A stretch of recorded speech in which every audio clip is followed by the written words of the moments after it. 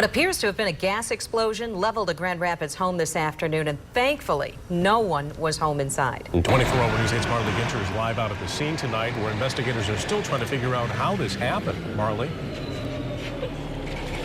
Brian and Sue, I'm at North Park and Cheney Avenue, and you'll see just how amazing it is. No one was hurt out here when you get a closer look at the house behind me. The only part left standing out here is the garage. If you look to the right, you can see that this house is completely leveled, nothing but a pile of rubble. Authorities say the explosion was so strong, the back of the house was blown out into the backyard.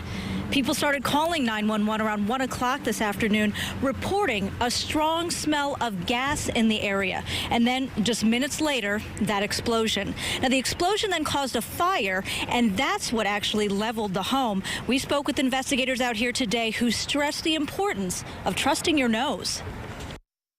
Some of the neighbors have shared as early as even last evening they started smelling natural gas. Somebody this morning out riding a bicycle smelled natural gas. So it's also a good time to point out to people, if they smell gas, please call the gas company.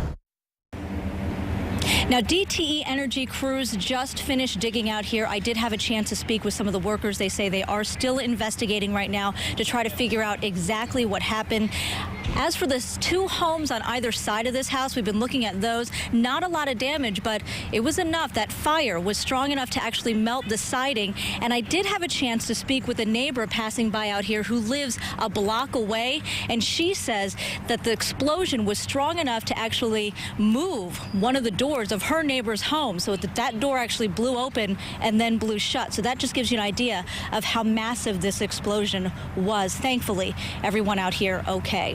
Live in Grand Rapids, Marley Ginter, 24-hour News 8.